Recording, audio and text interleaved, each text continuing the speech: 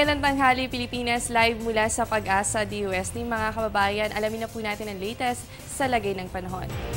Meron nga pong namumuong low pressure area sa loob po ng ating Philippine Area of Responsibility at yan po ay nandito malapit sa may Katarman, Northern Samar. So mamaya alamin pa po natin ang latest location nitong low pressure area. Samantala, dahil po dito sa low pressure area, yan po ay magdadala ng mga pag-ulan dito po sa atin sa Metro Manila. Damay din po ang Bicol Region, Central Luzon, ganun din po ang Mimaropa, Calabarzon, kasama rin po ang probinsya pa ng Samar at Panay Islands. Posible po ang pagkakaroon ng mga mahihina hanggang sa katamtamang pag-ulan, kasama rin po yung mga pagkidlat at pagkulog sa mga nasabing lugar. Samantala, dahil po dito sa Northeast Monsoon o yung hanging amihan, magdadala po yan ng mga mahihinang pag-ulan dyan naman po sa may Cagayan Valley, kasama rin ang Cordillera Administrative Region.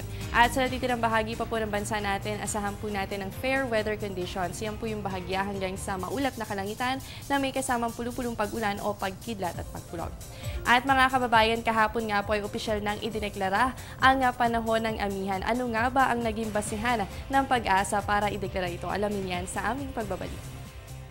Teng, ang package. Ma'am, sabi ng Air 21 on the road na. Ano, Teng? Ang package. Ma'am, sabi ng Air 21 na receive na. Okay, very good. Basta padala, sagot ka ng Air 21. May real-time delivery updates via text para worry-free ka. Teng, ang package, napadala mo na? Yes, ma'am, sa Air 21. Sa Air 21, sagot ko, padala mo!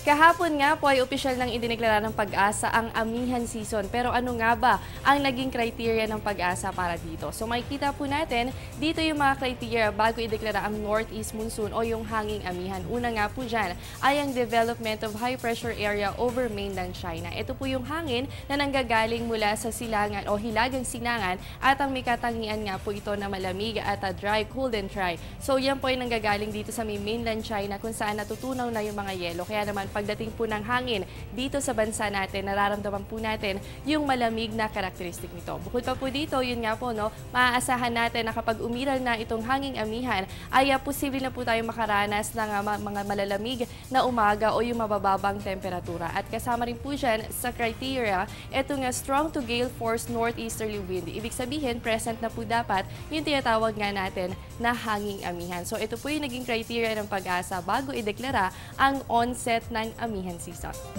At yan muna ang latest mula dito sa Pag-asa DOST. Manatiling nakatutok sa Panahon TV Express kung saan walang pinipiling panahon ang pagbibigay impormasyon. Ako po ang inyong nakasamang inyong weather body, Jessie Basco, na nagsasabing walang dadaig sa taong may alam at laging handa. Magandang tanghali.